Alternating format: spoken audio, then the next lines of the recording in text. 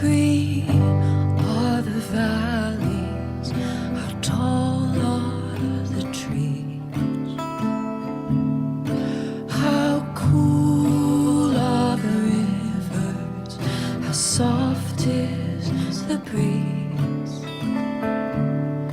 If it's just like my dreams, then I must go and see.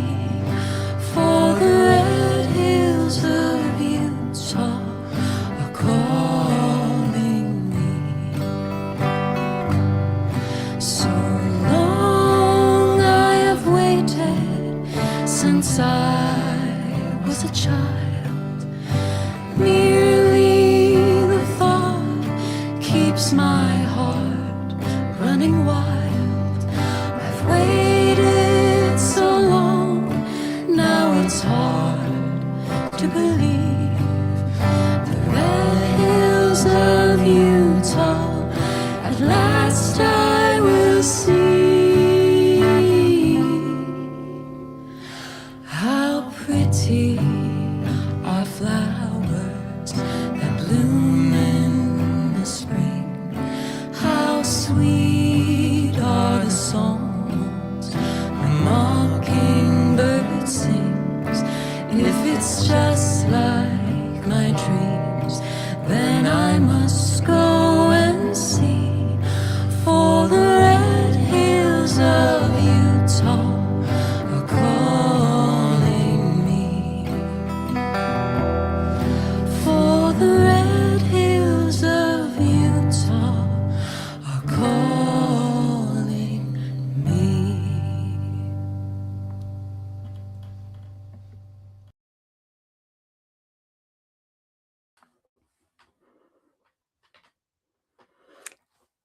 Good evening from the Red Hills of Utah. I am Katie Nelson. We're here to represent the state of Utah as part of the 50 States series. And it will be my pleasure to tell you about my home state today. I am a historian and have taught world history for many years at university. And now I'm the co-host of What's Her Name podcast, which tells the stories of the lost women of world history. And I am a proud Utahn. So today I am going to tell you about my state and what makes it so unusual. I think if we can pull up the slides. There we are. There are so many things about Utah. Of course, I could talk about it for weeks and weeks, but I decided that maybe the best way to capture in a nutshell what Utah is that it is so completely weird. It is absolutely unusual in every possible way. And maybe I thought at the beginning I could just visually show you vaguely the range of the story of Utah. It is iconically Wild West, but it also with a twist. Nothing is normal here. Everything is a little bit wacky and a lot amazing and even sometimes incredible. The human stories that have happened here, you can't make them up really. And combine that with the landscape and the climate and really the story of this place.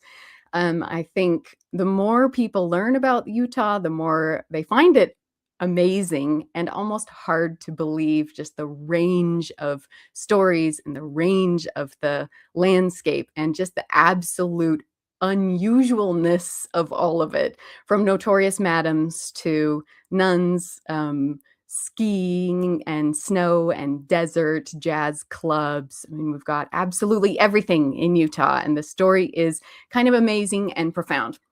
So, Utah is totally unique in the world, culturally, geologically, historically. And so what I want to do is just give you an overview of, there's no way to summarize it all, but some of the most iconic things about Utah, the things that really make us stand out, and some of the aspects of our history and our culture today that make us totally unique in the world. So without further ado, I am just going to dive in, buckle up, because there's so much to talk about. And I'm happy to answer. I'll be really happy to answer questions at the end. So put those in the chat if you have any questions as we're going along. Okay, so overview of Utah. Here we are. I thought I'd be able to use my cursor and point this out to you, but I can't. Utah is pink, and we are there between the A and the M of America on the map. So you can see Utah there, and we have a kind of unusual shape. And in the north part of it, you can just make out there the Great Salt Lake. And that's one of the things that really sets us apart, but it's one of only of a bazillion things that sets us apart. The story of Utah, we could go all the way back to the prehistoric era, and that's what I'm going to do. Back in the age of the dinosaurs, Utah was underwater, and there was this sea called the Western Interior Seaway that connected the Arctic to the Gulf of Mexico. And that sea was populated by all kinds of creepy and amazing things, including the Mosasaurus, which is one of the largest dinosaurs or reptiles to ever live, 60 feet long. These were the kinds of inhabitants of Utah for millions of years until that asteroid hit the Gulf of Mexico and killed off the dinosaurs. When that happened, that asteroid actually blocked off the Western Seaway, and it became a lake, and the lake shrank and shrank and shrank and dried up until it has become what it is today, which is the Great Salt Lake. So it is one of those very unusual inland lakes that is so salty. It's saltier than the ocean. If you try to swim in it, you float. It's like impossible to sink in the Great Salt Lake. So biologically, it's extremely unusual and interesting, and it has so much biodiversity, and there's all these nature reserves and migrating birds. Extremely unusual place to visit. We have really unusual brine shrimp and brine flies that live on the banks of the Great Salt Lake. But among on the land where the Great Salt Lake dried up many, many years ago, we also have this landscape, which we call the Salt Flats. And this is just 46 square miles of a thick crust of salt on the ground. That's roughly like 30,000 acres of salt. And shout out to my brothers for this picture. These two are my brothers out there on the Salt Flats. So the Salt Flats is this really incredible landscape, which after the invention of motor vehicles, it was discovered that it is the best place for setting land speed records for racing. So if anybody out there is familiar or enthusiastic about land speed racing, then they already know about the Salt Flats, because this is where all the world records are still set and have been set. The Blue Flame here has set the world record for land speed in the 70s out here on the Salt Flats. Still doing that today. Pretty otherworldly landscape on the edge of the Great Salt Lake. Another result of that Western Cretaceous Seaway drying up is that we have this really, really unusual geology in Utah, which has led to the creation of 5 national parks. All of them are slightly different from each other, and all of them are extremely iconic. So you've got Bryce Canyon National Park. This one is maybe the most surreal. A lot of people, if I show them photos, they're like, that's not even real. But these land formations are called hoodoos. Basically what happened is you had this landscape that used to be underwater. We're also on a fault line here. And so there's extreme earthquakes, and some earthquakes took that landscape and shoved it up high, and then erosion worked away at it. So you get these incredible formations. So these are called hoodoos in Bryce Canyon National Park. But we also have, of course, Zion National Park. Maybe you've heard of Zion, also equally iconic. Arches National Park, which has all these incredible delicate arches formed. These would become the icons of Utah, of course. Canyonlands National Park and Capitol Reef National Park. So these 5 national parks are all in Utah, and they're now known as the Mighty 5. And national park enthusiasts, this is one of the great road trips, is to do all of the national parks in the state of Utah. But we also, just on the edges of Utah, just above Utah is Yellowstone, and just below Utah is Grand Canyon. So this western landscape really is iconic for nature lovers if you want to have like sublime, epic scenery where you can hardly believe your eyes. So those are our 5 iconic national parks. But if I were to even just name all the national monuments in Utah, let alone the state parks and national forests and things like that, we would be here for weeks.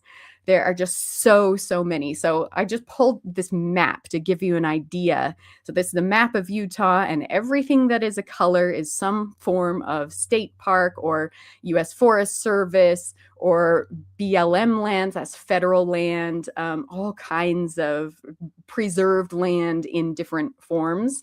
The green is the U.S. Forest Service, and then the state parks in Utah. Like so many things to see all across the state, and all different kinds of extreme landscapes.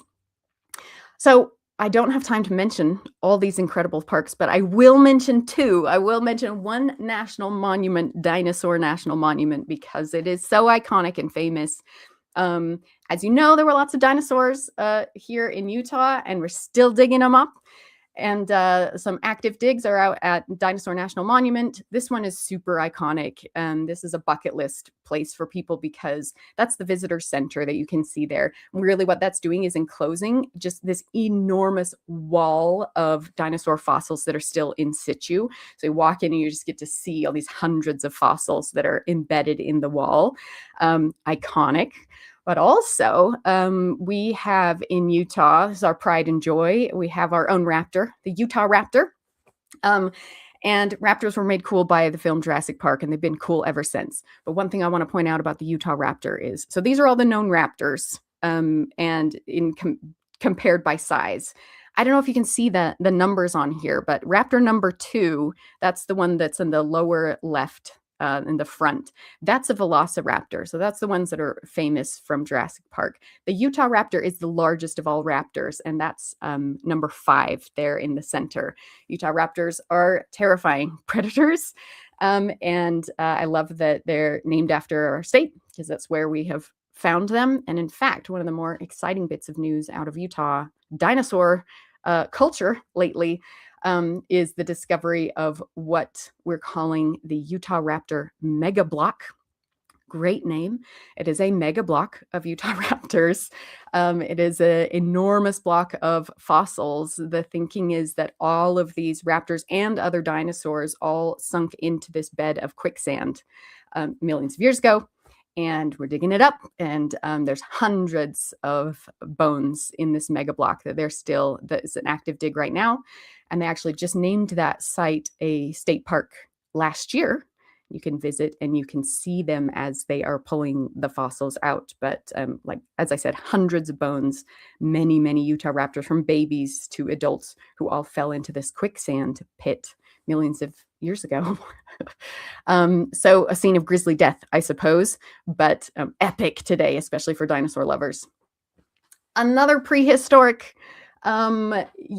incredible find, incredible discovery in Utah is that Utah is also home to Pando, and Pando is the world's largest and the world's oldest organism.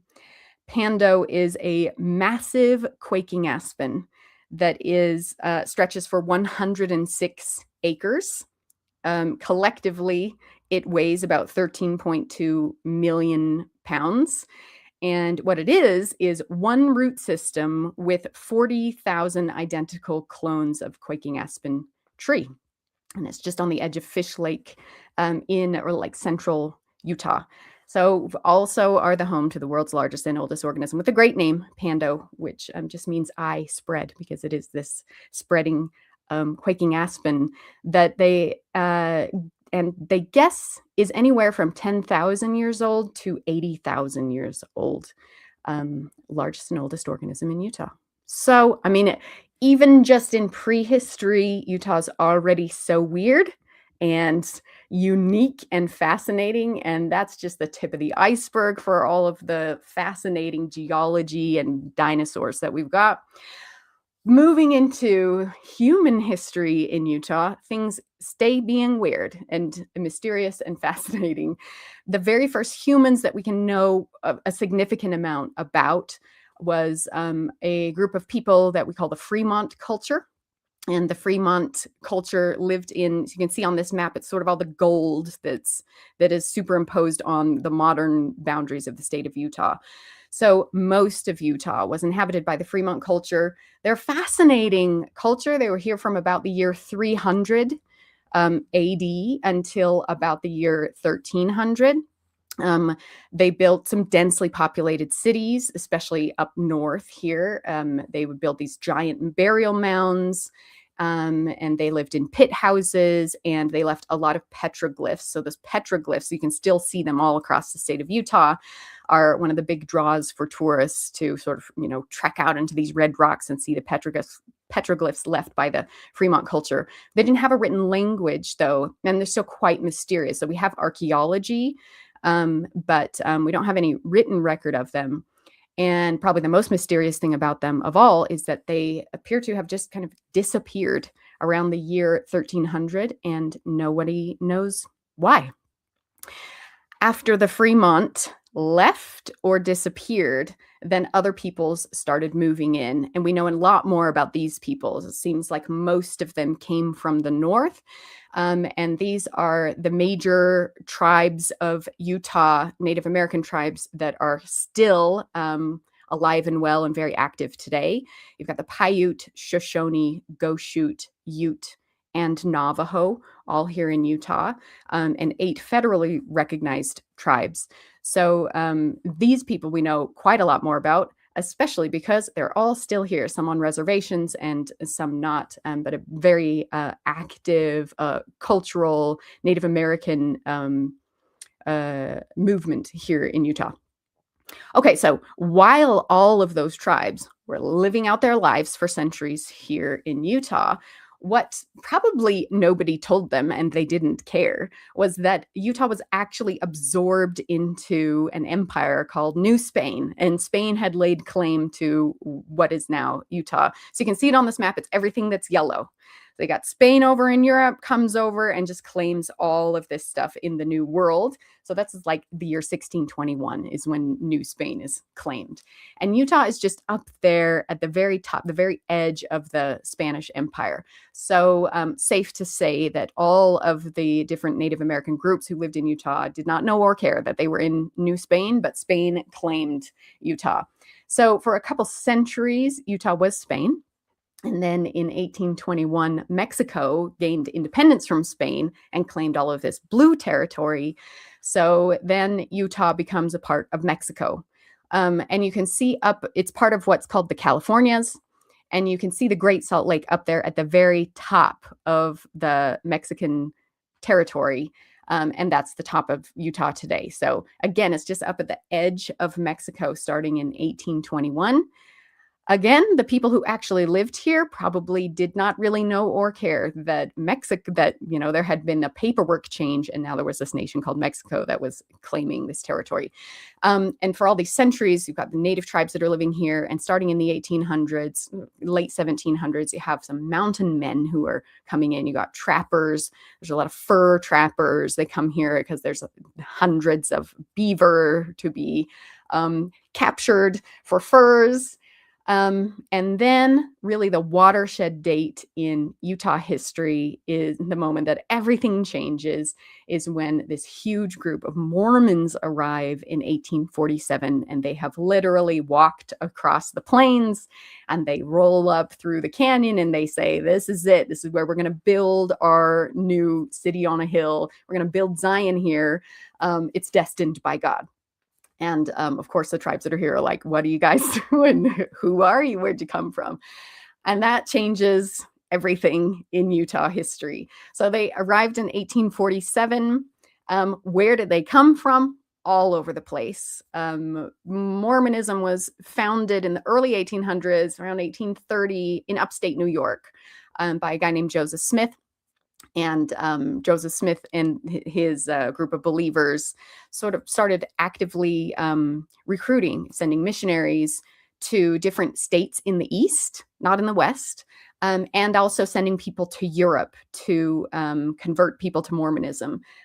So Mormons came from across Europe, and they came from all of the eastern states, from like the farthest north down, from like Vermont to Mississippi. They came from everywhere, and they convert to Mormonism, and they all come together, but they are constantly hounded and harassed everywhere they're trying to set up their community. They're sort of run out of town. They build a new community. They run out of town there. And eventually they're like, we're just going to go all the way. We're going to leave. We're going to leave these established states of America, and we're going to go out into the Wild West.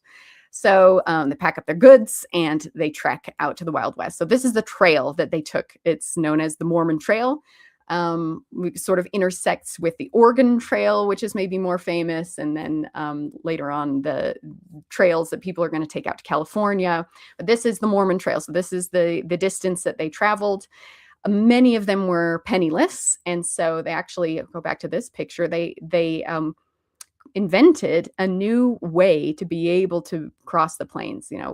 If you couldn't afford a wagon and a team of oxen, then they would build hand carts that you can see here and pull your own stuff all the way across the plains. So when I say they walked here, I literally mean they walked here pulling their own stuff in some of these hand cart companies. And they arrived in 1847, and they were in Mexico. Technically, in 1847, they had left the United States and they had moved themselves to Mexico. But then the very next year, 1848, everything changes because of the Mexican-American War, and boom, they find themselves in the United States again. And it's called the Mexican Cession here on the map, which is usually the American way of saying, like, and Mexico ceded this to us, but really we just kind of yoink and took it. And this Mexican Cession contained all of these Mormons who had moved out and set up their own, well, they believed they were setting up their own nation called Deseret in what eventually is going to become Utah. So they moved to Mexico, and then Mexico becomes America, and here they are in America again, in what's going to be called Utah Territory. And the goal is to make the desert bloom. That's their stated goal. Utah is a desert, but it also has rocky mountains. It has extremely limited water. And so for them to say, yeah, this is a desert right now, we're going to make it bloom, that was such an audacious and almost an outrageous goal. And I will say they succeeded. And the way Utah is today is kind of bonkers if you think about how it was. Water is so limited, and it still is so limited today. It's the equivalent. It's the new gold in the Wild West. So here is Salt Lake City in 1850. So the Salt Lake City is the capital of Utah today. So this is the city that they start building when they first come out here, and they're making the desert bloom. And this is kind of remarkable, I think. So this is 1850, but by 1913, so over the course of one person's lifetime, this is Salt Lake City in 1913. I mean, they were not messing around. They absolutely pulled it off. And this is Salt Lake City today. As I said, it's the capital of Utah, and it's sort of in the northern quarter of Utah. More about the climate differences in Utah a little bit later. And Salt Lake City is still to this day the world center of Mormonism. And this is the iconic temple, a Mormon temple that is in downtown Salt Lake City.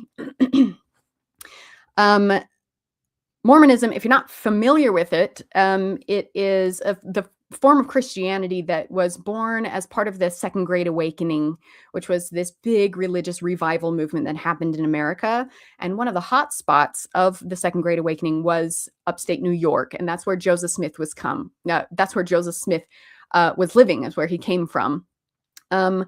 And the gist of it is that that Mormons believed and still believe that ancient biblical Christianity was reborn on earth, restored on earth in the form of, through Joseph Smith, who they believed was a living prophet of God. And they got new scriptures, the Book of Mormon, which you may be familiar with. And the Book of Mormon tells the story of, it's sort of like parallel to the Bible. It tells the story of Jesus visiting the Americas. And so it's sort of like a companion text to the Bible. So you got the Christian story, but it's the Americas version of it. And so historians of religion talk about Mormonism as being the first all-American religion. So that's really what it was about, is sort of like taking Christianity and reaching all the way back to biblical Christianity, and then telling the American version of that story. So the Book of Mormon has these prophets that are in the Americas, and it's and epic battles. It's quite the story, and it's all set in the Americas.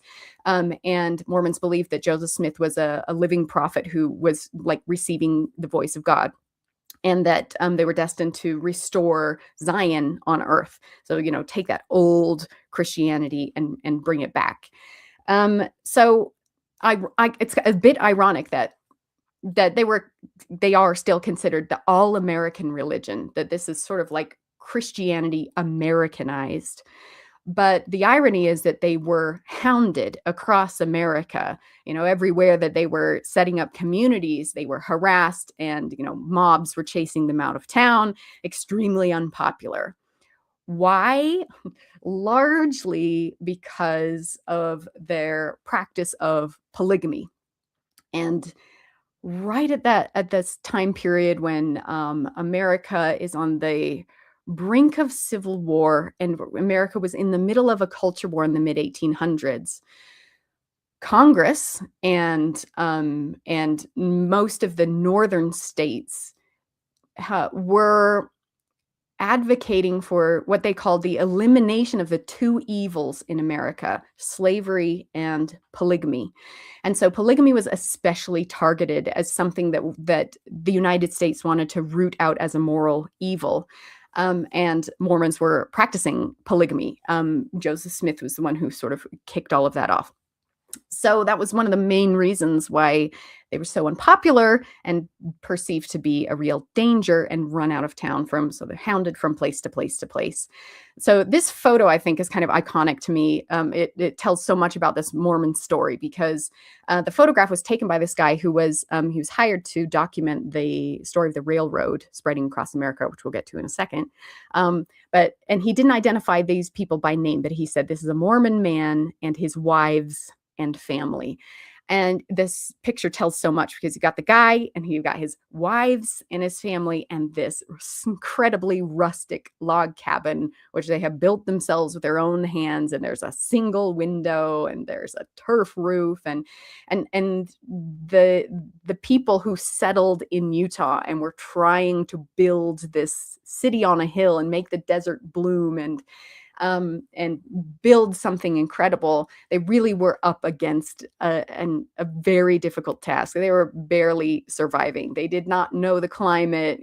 They were up against extreme weather and clouds of grasshoppers and just like every possible difficulty they were dealing with, and just trying to survive out here with these super, super basic living quarters. And again, they came from across Europe and across the world, mostly from like mill towns. They were like industrial workers from factories. These are not people with farm experience or anything like that. So really industrious survivors who were just kind of pushing their way through, but also practicing polygamy at the same time, which makes the rest of America like look at them side eye, like, who are you guys and what are you guys doing? This is not okay. And so it became this real tension for decades until Mormonism eventually did give up polygamy in 1896 as a condition to become a state. So polygamy is not a thing in Mormonism anymore, but it was back then. Okay, so one of the interesting aspects, though, of this culture of Mormonism is that women, even though polygamy is perceived to be something that really disempowers women, women also could wield quite a lot of power in early Mormon history. And the best short way to explain that is to show you Seraph Young. This is Seraph Young. She's the very first woman to vote in Utah in 1870, which is way earlier than most other places, way, way earlier. So out here in the West, women were fierce survivors, and they had a lot more power than like women back east. So Utah gave women the right to vote in 1870, which is way, way earlier than most other places. So that's Seraph Young, Our Lady, the first one to vote in the whole of America in 1870. Okay, so for some decades, for quite a while, the Mormons are out here in a kind of religious enclave, living alongside the Native American tribes here, not without tension. There's lots of amazing stories of friendship, but there's also a lot of kind of disturbing stories of conflict. But then everything changes when the railroad comes to town. And the railroad, here's a map. This is one of the great American stories also that every kid learns about in school, the Transcontinental Railroad. Right after the Civil War, they decided they're going to connect America from coast to coast with a railroad line so that so all the states are connected, you can travel from one place to another. And it eventually became a race. So you had the Central Pacific, which is coming from California, that's that green line. And then the red line coming from the east, that's the Union Pacific. And this is one of the great stories of westward expansion and industrial corruption. There's a pretty great series called Hell on Wheels, which tells a fictionalized version of this story. But this is the railroad coming into Utah, brought the world to Utah. And up until this point, it had been this religious enclave, really, where Mormons were sort of like, leave us alone and we'll leave you alone. And, we're separate, we're apart from the world. And then the world just rolls up on a steam engine and brings with them all these railroad workers, mostly Chinese railroad workers from the Central Pacific, mostly Irish workers from the Union Pacific. There also was quite a lot of recently freed enslaved workers from the American South who are now working for the railroad. Once Mexico has yet another revolution, you got a lot of Mexican workers. So they're all coming, they're getting the job they can get, which is for the railroad, and they are all piling into Utah.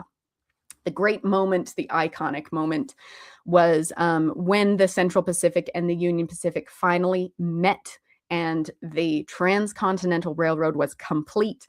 And that was at the place we now call Golden Spike, named after the golden spike that they drove into the ground in the ceremonial final moment of the unification of America in 1869. And that actually, it was the world's first live broadcast media event, because they were running telegraph line along the railroad lines as they went. And with the final golden spike, they wrapped the telegraph line around the golden spike so that as it was struck into the ground, the world would hear it on the telegraph line and know that this great work has been completed. So this is the iconic photograph of the moment when the railroad met at Golden Spike in 1869. Another huge moment in Utah history, because the world is about to pile into Utah. Utah, actually, the city of Ogden, became the crossroads of those railroads and was for another 75 years. So this is where you get off the Central Pacific and you get on the Union Pacific. So anywhere you want to travel in America, you're going to have to come to Ogden and change trains. So this is the iconic street in Ogden, which is called 25th Street. They called it Notorious 25th Street, or Notorious Two-Bit Street. It was the most notorious street in America. This was absolutely hell on wheels. This was the wildest of the Wild West.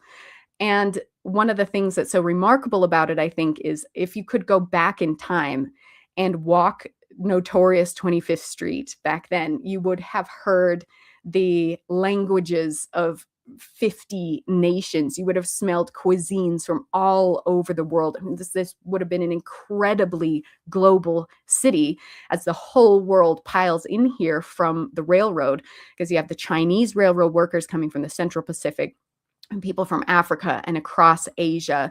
There's a lot of immigrants coming from Russia and then Greece and Italy and Ireland, like everywhere. Notorious and wild and absolutely unhinged Wild West city. So notorious that even like notorious outlaws wouldn't come here because it's so crazy. And I am speaking to you today from Ogden, Utah. I am a proud Ogdenite and I love this city. And it is much tamer today than it was, but this is the great legacy that we love to celebrate, the untamed nature of the story of Ogden in Utah. And I guess I will say that for so much of Utah history, there was a kind of rivalry. There was Utah, which remained Mormon influenced, and Ogden, which was a little bubble of the world and the absolute Wild West, craziest town ever. And there was decades of rivalry between the two. And that lingers to this day. So, like, to say you're from Ogden in Utah is to say something. That says I am from the world, the Wild West, and the little bubble of the world in Ogden. I'm from the city that scared the rest of Utah. And again, it is now you can see it's a very great vibe here, and there is no lawlessness or insane. There's no shootouts in the street anymore, like there used to be in the late 1800s. But to say you're from Ogden is to really claim that Wild West heritage in Ogden. This is one of my favorite photos from early Ogden, and imagining just the incredible diversity of the global nature of dreamers who came out here on the railroad, most of them immigrants, most of them penniless, just chasing a dream out here and saying, I'm gonna build something from nothing out here. And all of them out here just sort of chasing the impossible American dream. Okay, so another thing to mention, there were a lot of refugees coming to Ogden specifically, and Utah in general, from the Imperial Russia, most of them Jewish, and they built Utah's first synagogue, which is pictured here. It's still standing today and still very lively community today. And most of these were Russian immigrants, and still have and many waves of immigrants coming over all of the decades, many. One of the things that the Ogden particularly, but across Utah, that we did quite expertly was illegal booze. And that's because the territory, the state of Utah, outlawed alcohol 3 years before the American government did. I don't know if you're familiar with our prohibition story, but in the 1920s, when the government banned alcohol, Utah had banned alcohol 3 years earlier. And so we had a head start on illegal booze. And Ogden in particular was expert at all of the illegal alcohol activities, long before the rest of America needed to learn it. So we sort of taught the rest of America, here's how you do it, how you do illegal booze. And this is a surprising part of the story for a lot of people, because it is well known that Mormons today don't drink alcohol. They don't drink coffee. They don't drink tea. It was not so much the case historically at all. So that's an interesting part of the story. But also, it was really Ogden, that little bubble of the Wild West world, that was really going for it with the illegal booze. Another story that I really enjoy from this time period is the story of this guy named Wat Misaka. He's from Ogden. He was part of Japantown. And his mom ran a barbershop that was the heart of Japantown. And he played street ball out back. And it was just rough and tumble. He lived on notorious 25th Street. So he was living in the absolute craziest place. And street ball was sort of their escape. And Wat Misaka grew up to become the very first person of color drafted into the NBA in 1947. He played for the New York Knicks. He was so fast that his name was Wat Misaka. They called him Kilowatt Misaka. And he is a product of the rough Wild West streets of Ogden. Speaking of basketball, I would be remiss if I did not also then mention the Utah Jazz, our pro basketball team, and the golden age of the Utah Jazz, which was my years growing up, 1985 to 2003, the greatest duo of all time in basketball history, John Stockton and Karl Malone. were NBA All-Stars 18 years in a row. I mean, absolutely iconic duo. We have a phrase still here in Utah that we all know and we all say, Stockton to Malone. And that was what the announcer would say. This is their iconic move, the pick and roll move that they were just so good at. They were basically telepathically connected so that they were unstoppable.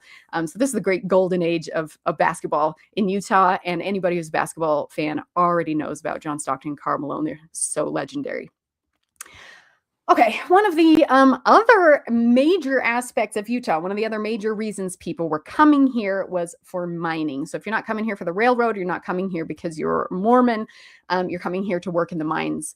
This map here just has all those dots that you can see, all the dark dots, all the yellow dots are known gold mines all across the state of Utah. And it's not just one material, it's all kinds of stuff. So again, that really Wild West story was one of the major draws for people here.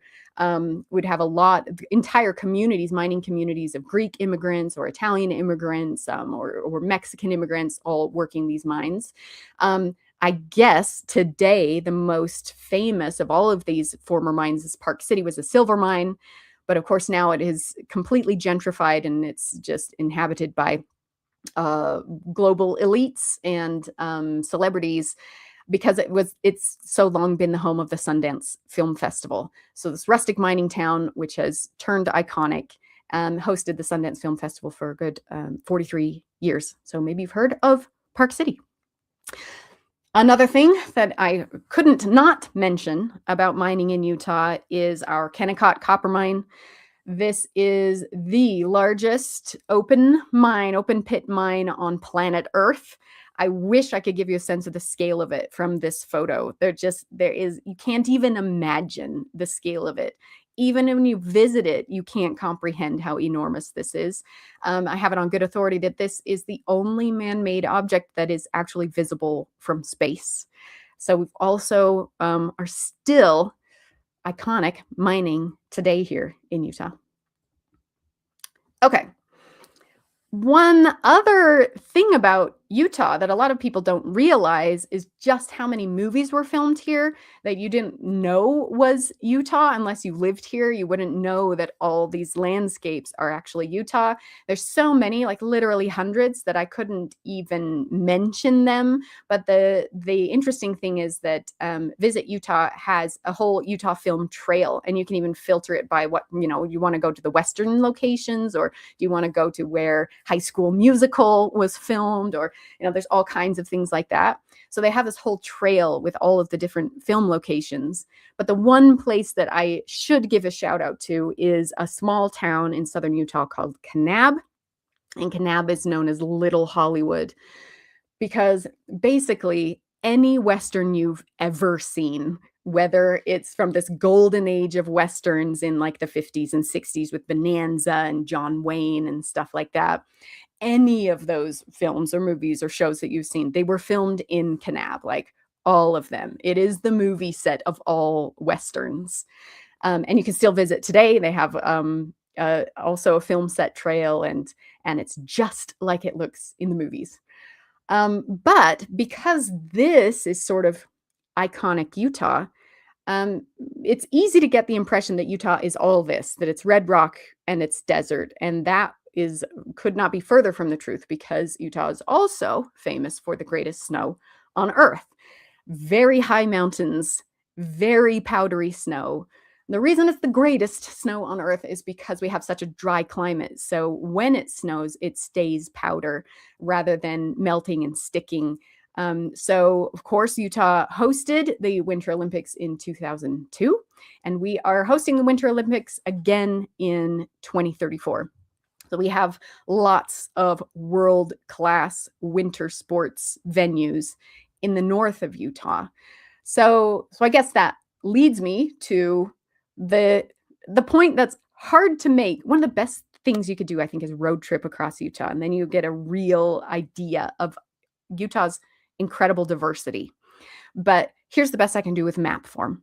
Okay, so this is all the different types of climate on Earth. You have everything from hot desert to tundra. Okay, so like from red to the gray that you're looking at here. And you can see how Utah has almost all of these colors in the state. The only things we're missing are those two extremes. So Utah has everything from subarctic, which is that dark green that you see there. That's the mountain range known as the Uintas. I just picked up my kids from summer camp there last week. So we have everything from subarctic all the way to, in the south there, you can see the pink cold desert. I mean, absolutely everything. And that kind of diversity is what makes the state so interesting. Depending on where you live in Utah, radically different climates, and you only have to drive so far to be in a landscape that looks wildly different. But generally speaking, in the north, it looks like the Rocky Mountains, if you can picture that. There's a lot of pine forests. And in the south, then you get the red rock and the deserts and the dinosaur bones and things like that. And then, like, basically, where all of that fuchsia is, that hot pink, you see how it kind of comes around from the top and streaks down to the bottom? That's basically the main populated areas of Utah. And that's where our main freeway, I-15, passes through the state. So that's where the majority of people live. And the vast majority of Utah's population, which is about 3.5 million, they live in kind of greater Salt Lake City. The vast majority of Utah's population lives in the north, where I am in Ogden, and where we have really 4 extreme seasons. And that's one of the things that I love about Utah, and that is drawing a lot of people here, I think. Absolutely extreme. Like, come wintertime, it is extremely cold. We get many, many feet of snow. In the spring, we often are dealing with flooding from the spring runoff, and sometimes landslides. The summer is very hot and dry, so it kind of feels, when you step outside, it feels like you're in an oven. And it's sunny absolutely most of the days of the year. And then in fall, spectacular fall colors. The drives through the mountain landscapes, Pando, that world's largest living organism, in the fall, such spectacular colors. So we really have those extreme seasons here in Utah. And that's part of the experience of Utah, is just how unusual and hardcore everything is. We also, for dark sky or astronomy enthusiasts, we also have the most dark sky certified places on Earth, the most in the world. So for stargazers, this is definitely the place. But also, just sort of rapid fire here at the end, some other things that I want to make sure I need to say about Utah. You can't not mention that it still is a very big place for cattle ranching and cowboys and cowgirls, and this culture is still very alive and well. The biggest rodeo of the year happens just a block away from my house, right over there, in a couple of weeks. Like, this is very much still a cowboy culture. But we also have extremely prominent musical culture. Classical music is huge here. I think maybe a lot of that is because musical culture is really big in Mormonism. It's extremely common for Utahns to play an instrument or 2 or 3, to sing in choirs. This is a big, big part of our culture. And I think a lot of that is reflected in Utah Symphony, which is world class, like one of the great symphonies. Theater lovers also very much. One of America's biggest and longest running Shakespeare festivals happens in Cedar City in southern Utah every summer. Musical theater and theater really big here. And last but not least, we are very proud ice cream lovers. We are the #1 consumer of ice cream in the United States by a long shot. Lots and lots of famous ice cream locations. And just quickly to mention some of our other iconic foods here in Utah. We have invented fry sauce. We have a fast food chain here called Arctic Circle, who invented fry sauce. And fry sauce, it's basically a blend of ketchup and mayo with a little bit of pickle juice and maybe paprika, but it's a secret recipe. And you dip fries in it. And that is iconic Utah. We also have these ice cream bars called Creamies that are made here. We're very famous for our soda shops. And basically, and we call it a dirty soda. You get a dirty Diet Coke is iconic in Utah. You get a Diet Coke, and then you just add a whole bunch of syrup to it, sugar, coconut syrup, maybe some creamer. You just sugarify the whole thing. We're really into our sugar here. In fact, Hershey, the chocolate company, did a study, and they found that Utahns purchase candy at double the national average. We are great lovers of sugar. And I think people presume that's probably, again, because of Mormon culture, because Mormons don't drink alcohol or tea or coffee. So, like, what do they have? What is their feel good food? Well, it's going to be sugar. Green Jello. We really went hard for green Jello in the 1950s, and it has since become an icon of Utah. We also have some very famous sugar cookies. That's that pink frosted cookie in the bottom right. And I would say our state dish is what we call funeral potatoes, and that's on the left. Funeral potatoes because that's what we would make when we're feeding a crowd at a funeral, and it is still definitely the case today. But it's basically just like a creamy, cheesy potato dish with a crispy topping. If you want the recipe, ask. I'm happy to send it to you. Utah funeral potatoes cannot be beat. So that's some of Utah cuisine. And last but not least, I will say that the museum, this is the new Museum of Utah. Its grand opening was just a few days ago. I was just there for the grand opening on Saturday. And it's this incredible new structure that tells the story of Utah. And I'm really, really proud of the way that the story of Utah has been represented here. It's brand new. It's right next to the Capitol building in Salt Lake City, and it's free for all visitors. So if you ever are in Utah, now there is a really incredible museum that tells the story in so much more detail than I could do in 50 minutes. Okay, so that's my rapid fire, quickest ever overview of Utah in a nutshell. And now I'm happy to answer any questions that you have. Let's see, I've got some question from Diana. Are there any TV series or movies that were shot in Utah? Yes, so many, as I said. If you go all the way back to classic Westerns, Gunsmoke was filmed in Utah. Touched by an Angel, if you know that long-running TV series from the 90s, that was all filmed in Utah. High School Musical was filmed in Utah at East High, which is the high school my mom went to.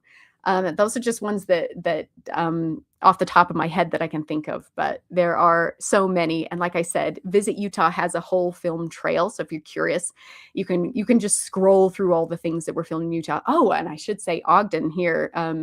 The film Yellowstone was filmed here on notorious 25th Street in Ogden. Yeah, lots of Westerns. Okay, when did your family first arrive in Utah? Oof, my ancestors were all among that first wave of Mormon converts who walked across the plains and landed here in Utah. And I'd say there are, for many of us, that's the reason we live in Utah, is because 1 or 2 or 10 of our ancestors just decided to go all in on the Wild West. I've got ancestry from Ireland, if you can't tell, and across Northern Europe, and they all converted to Mormonism, and they just walk out here to the Wild West. So many of us Utahns, our ancestors arrived here in the 1840s, 50s, 60s. But I will say that right now is probably one of the biggest influx of new people into Utah. It used to be, so I've traveled all over the world, and it used to be that, and everywhere I went, people would ask me where I'm from. I'd say Utah, and I would just get a blank stare, like they never heard of it. They don't know anything about it. Until last year. And it's crazy phenomenon. Everywhere I have traveled in the last year, across Europe and states in the East, everywhere, every single time I say I'm from Utah, the answer I get is, "Oh, I've heard Utah's amazing. I was thinking of moving there." Like everybody says that to me. And I'm like, yeah, everybody's moving to Utah. And that's certainly the case right now. We have this massive influx of people. I think Utah, the secret's out. and the world has discovered Utah, and they're like, actually, that looks amazing. And they're all moving here. So it's created this real estate bubble that we're in right now. They just declared that the starter home doesn't exist in Utah anymore. There is no affordable housing. And it's quite the phenomenon that is going on right now. But yeah, nobody used to know about Utah. And now everybody that I talk to has somehow heard of Utah and is thinking of moving here. And maybe you are now that I've sold you on it. It is an amazing, amazing place. Okay, question 3. What would you recommend visiting first in Utah as someone who has never been? Oh, that is really hard to choose. I think you got to go on what you're really into. If you watched a lot of Westerns growing up, then you got to go to Kanab and you got to see Southern Utah. If you're really into hiking and outdoor recreation, you're going to hit the Mighty Five, do the road trip of the big state parks. If you're really more into the Wild West and the railroad story, then come up here north where you have the more Rocky Mountain experience and visit Ogden and go out to Golden Spike. Really, you can't go wrong. You literally can't go wrong. Anywhere you go here, it's going to be fascinating. And like I said, totally unusual no matter where you go. Okay, next. Is there still a visible legacy of those railroad workers in Ogden today? Neighborhoods, food traditions, family names, or cultural communities that trace back to that era? Absolutely, for sure, especially up here in the north near Golden Spike. Ogden, we call it Train City. The Union Station where the railroads met is still here. We have a lot of the historical engines, train engines here.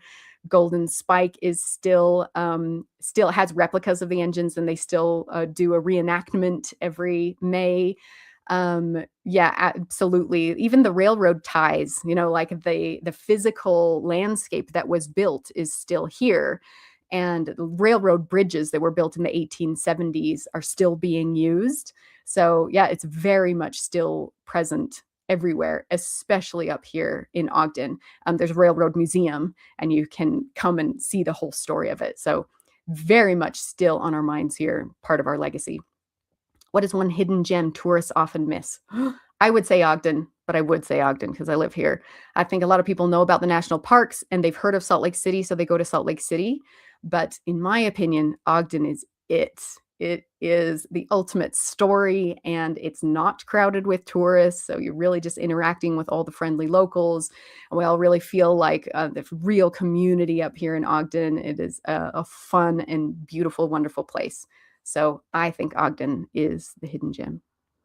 Question 6. Did the Olympic legacy stick around Utah? Are there facilities, traditions, or sports culture that grew out of that experience? Absolutely. And I think that's why in our second bid for the Olympics, all of Utah was all in already. Like, we were so stoked about it because we remembered it happening in 2002. I was in college here when we hosted in 2002. And I remember the thing that was most exciting for everybody was that they just canceled school for 2 weeks during the Olympics so that we could house the Olympians in the dorms. And we hosted curling up here in Ogden in the ice rink. So we loved it back then. Almost all the venues that were built are still here.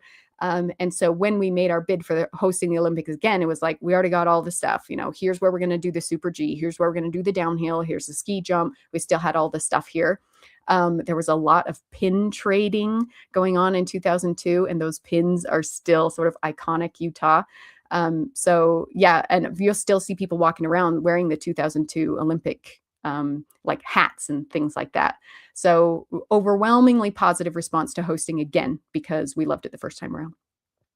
Question 7, is there a festival, fair, or annual event in Utah that really captures the spirit of the state? Yes, multiple, depending on which spirit you want to go for. So we have some really iconic Mountain Man rendezvous. If you want to go like full Mountain Man Wild West culture, these are multi-day events where people set up their teepees, and it's basically a time machine to Mountain Man rendezvous of old. So we're talking about rendezvous of like the 1820s and 30s. Those are huge, popular events. We have some massive music festivals. We have the reenactment at Golden Spike every year. We've got in Southern Utah, you have the Shakespeare Festival, which is huge. It draws people from all across America, and that happens all summer. And I'm sure there's tons more that I'm missing. The rodeo, of course. And there's things going on at the national parks all year round, but especially in the winter. That's another kind of hidden gem. A lot of people visit here in the summer to do the national parks. And if you visit them in winter, it's not crowded. It's spectacular because you see the hoodoos covered in snow, and you can even like cross-country ski through the national parks. That's really cool to do too. And skiing, a Sundance Film Festival, which actually we just had our last one. It's moving to Colorado. So those are the ones off the top of my head. We have a big Renaissance Fair. We have a big Scottish festival. We basically have a festival for every nationality of immigrants who moved here. And we even have a Living Traditions Festival, which is all of those immigrant cultures coming together to celebrate. Very, very pro-immigrant in Utah. Very, because that has been the story since like 1847 and still is today. Okay, well, I think that, time is up, wraps us up. Thank you so much for your interest in the state of Utah. Maybe you too will become one of the people who discovered that we exist and decide you're going to come out and see us. And I hope you do. And I hope you come and see Ogden also. Thank you all for joining us this evening. This program is part of the American Center in Moscow's weekly speaker series, continuing throughout 2026, 50 states. We invite you to join us next Wednesday, July 8th at 8 p.m. Moscow time for the next event in this series, which will be on the state of Delaware. Thank you.